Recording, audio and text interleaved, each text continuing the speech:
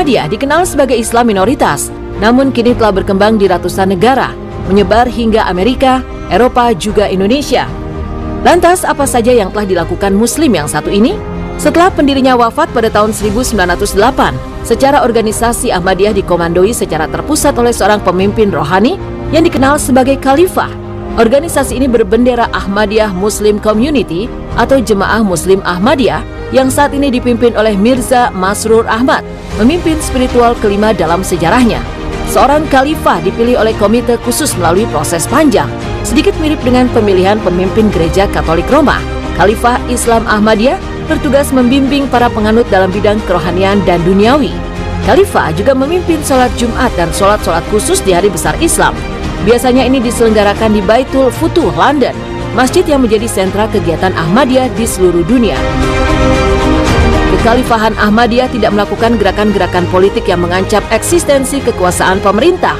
Jemaah Muslim Ahmadiyah menyatakan diri sebagai organisasi Islam terdepan yang menolak terorisme.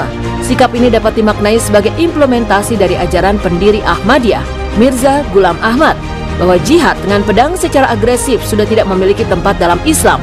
Sebaliknya, pengikutnya diajarkan untuk berjuang tanpa kekerasan lewat jihad dengan pena dalam membela Islam. Memiliki keimanan dan tata cara ibadah yang sama dengan kelompok Islam lainnya. Lantas, mengapa sebagian menganggap kalau Ahmadiyah bukan bagian dari Islam? Persekusi terhadap jemaat Ahmadiyah sepenuhnya disahkan, bahkan didukung oleh pemerintah Pakistan. Undang-undang pidana Pakistan secara eksplisit mendiskriminasi minoritas agama dan Ahmadiyah secara khusus menjadi sasaran pelarangan karena langsung dan tidak langsung menyebut diri sebagai Muslim. Ahmadiyah dilarang menyebut masjid sebagai tempat ibadah atau menggunakan azan dan berdoa sebagaimana kaum Muslim. Mereka juga dilarang menyebarkan dengan perkataan atau menulis atau mengatasnamakan agama mereka dengan maksud mengajak orang lain. Pada 1979, seorang ilmuwan Pakistan bernama Abdus Salam memenangkan Nobel Fisika. Penemuan terbesar dalam hidupnya ini adalah kunci yang mendasari teori fisika partikel yang masih dipakai hingga kini. Juga menjadi tonggak penemuan partikel Higgs boson pada 2012. Dan Abdus Salam adalah pengikut Islam Ahmadiyah. Abdus Salam adalah orang Pakistan pertama yang memenangkan Nobel. Semestinya kemenangan ini menjadi momen bersejarah bagi negaranya. Panjang hidupnya, Abdus Salam taat beribadah. Ketika bekerja sepanjang hari di rumahnya di London, ia lakukan sambil memutar rekaman lantunan ayat-ayat suci Al-Quran. Dia juga tidak pernah melihat keyakinannya sebagai halangan untuk ilmu pengetahuan. Bahkan ia menganggap kedua bidang ini bekerja saling berkelindan.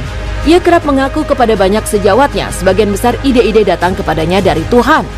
Abdus Salam bekerja keras menemukan teori dasar fisika yang bisa menjelaskan semua teori fisika partikel yang dikatakannya mirip dengan keyakinannya. Lubna Arsyad mencatat sejarah baru. Ia adalah perempuan kulit berwarna sekaligus muslimah pertama dalam sejarah yang dilantik sebagai Lord Mayor of Oxford atau wali kota Oxford pada Rabu 17 Mei 2023. Dengan hijab yang menutupi kepala, ia tampil berbeda. Lubna Arsyad yang sebelumnya adalah Labour Councillor dilantik dalam sebuah upacara di Balai Kota Oxford. Pejabat sebelumnya Kota James Fry pensiun dan mengundurkan diri. Lubna Arsyad terpilih sebagai anggota Dewan Kota pada tahun 2018 mewakili Cowley Marsh pada awalnya dan kemudian karena perubahan batas pemilihan, sekarang melayani Temple Cowley. Sebagai wali kota, Lubna Arsyad juga menaungi sejumlah badan amal, yakni Humanity First, Oxford Community Action, dan Asylum Welcome. Kepala Organisasi Riset Ilmu Pengetahuan, Sosial dan Humaniora Badan Riset dan Inovasi Nasional, Ahmad Najib Burhani menilai usaha-usaha Ahmadiyah dalam menerjemahkan Al-Quran. Menurutnya, Ahmadiyah merupakan pionir penerjemahan Al-Quran dan terjemahannya menjadi bahan rujukan para tokoh awalin Republik Indonesia. Pada awal abad ke-20 sampai masa kemerdekaan, terjemahan Al-Quran versi Ahmadiyah juga menjadi bahan rujukan para tokoh awalin negeri ini. Di antaranya Soekarno, Kiai Haji Agus Salim, Ruslan Abdul Ghani, HOS Cokro Aminoto hingga Young Islamiten Bond.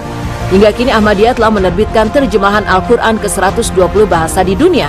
Barangkali ini merupakan salah satu organisasi Islam yang mampu menerjemahkan Al-Quran ke dalam banyak bahasa di dunia.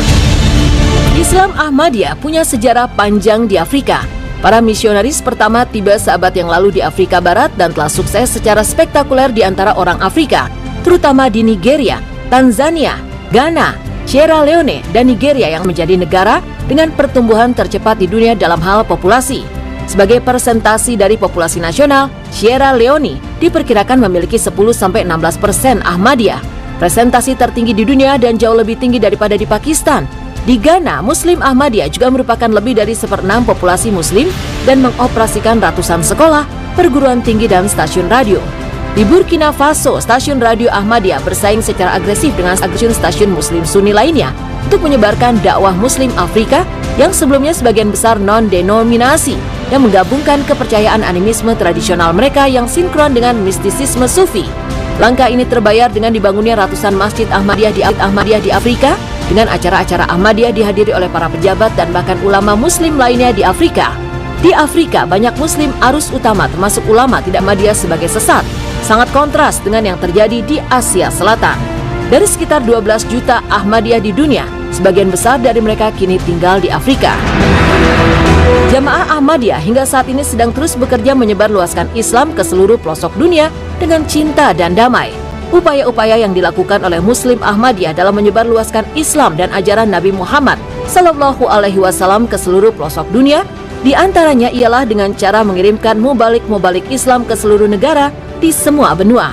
Mereka bekerja siang dan malam mendakwahkan Islam kepada masyarakat dunia yang sebelumnya sama sekali belum mengenal Islam, mendirikan pusat-pusat misi dakwah di berbagai kota di negara di mana mereka ditugaskan. Kemudian mereka mendirikan masjid-masjid ketika dakwah telah berkembang untuk memfasilitasi para jamaah beribadah kepada Allah Subhanahu wa Ta'ala. Jemaat Ahmadiyah membangun lebih dari 15.000 masjid, 500 sekolah, lebih dari 30 rumah sakit di dunia. Itulah Ahmadiyah. Minoritas Muslim ini kini terus berkembang pesat dengan ajaran cinta damainya, menyebarkan Islam ke seluruh pelosok dunia dengan motonya Love for all, hatred for none. Cinta untuk semua, tidak ada kebencian untuk siapapun.